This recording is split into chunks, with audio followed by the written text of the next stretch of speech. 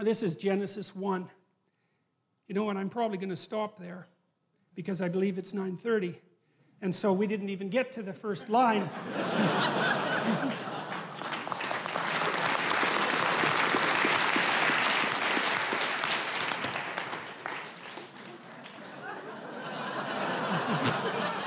Yeah.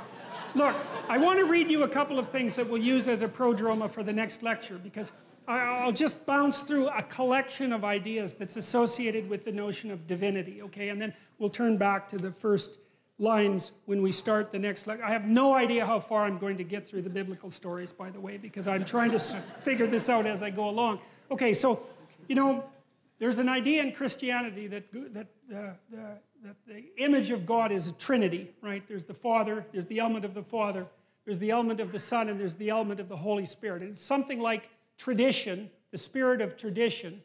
It's something like the human being as the newest incarnation of that tradition, like the living incarnation of that tradition. And then it's something like the spirit in people that makes relationship with this and this possible, the spirit in individuals. And so I'm going to bounce my way quickly through some of the classical metaphorical attributes of God so that we kind of have a cloud of notions about what we're talking about when we return to Genesis 1 and talk about the God who spoke chaos into being. So there's a fatherly aspect. So here's what God as a father is like. You can enter into a covenant with it, so you can make a bargain with it. Now you think about that, money is like that, because money is a bargain you make with the future, right? And so we've structured our world so that you can negotiate with the future. And I don't think that we would have got to the point where we could do that without having this idea to begin with.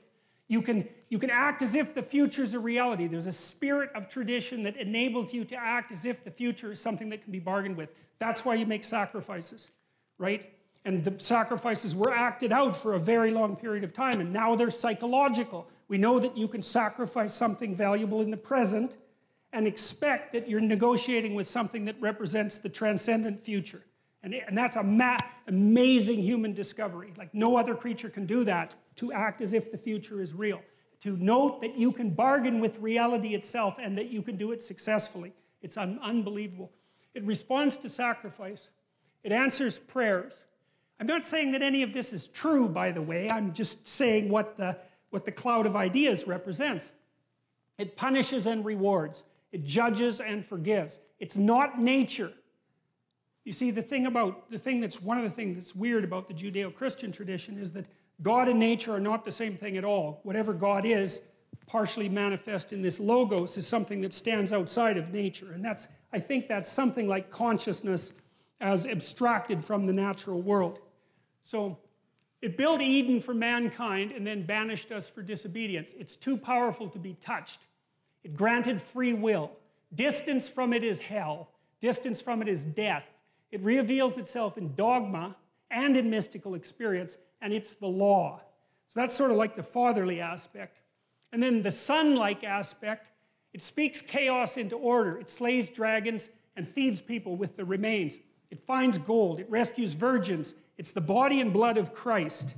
It's a tragic victim and scapegoat and eternally triumphant redeemer simultaneously. It cares for the outcast. It dies and is reborn. It's the king of kings and hero of heroes. It's not the state, but is both the fulfillment and critic of the state. It dwells in the perfect house. It is aiming at paradise or heaven. It can rescue from hell. It cares for the outcast. It's the foundation stone and the cornerstone that was rejected, and it's the spirit of the law. And then it's spirit-like. It's akin to the human soul. It's the prophetic voice. It's the still small voice of conscience. It's the spoken truth. It's called forth by music. It is the enemy of deceit, arrogance, and resentment. It's the water of life. It burns without consuming, and it's a blinding light.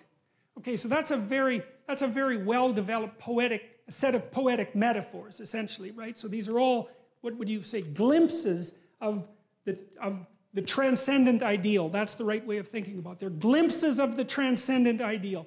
And all of them have a specific meaning. And, well, in part what we're going to do is go over that meaning as we continue with this series. And so what we've got now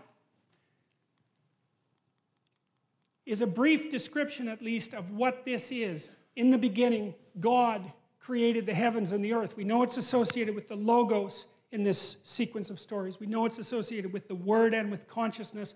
And we know that it's associated with whatever God is. And then I laid out the metaphoric landscape that at least in part describes God. And so now we have some sense of the being that does this, creates the heavens and the earth. The earth was without form and void. That's that chaotic state of intermingled confusion. And darkness was over the face of the deep. And the Spirit of God was hovering over the face of the waters. And God said, "Let there be light." And there was light. And so we'll stop with that, because now we're ready to take a tentative step into the very first part of this book. And it's important to have your conceptual framework properly organized so that you can appreciate where it's going and what it might possibly mean. And so, well, I've done what I can today to, what would you say, elaborate on this single word, I suppose. And but it's a big word, you know, so it's not so unreasonable that it takes a long time to get to the point where you have any sense of what it means at all. All right. That is nowhere near, that is not, I thought I would get a lot farther than that. All right. So thank you very much.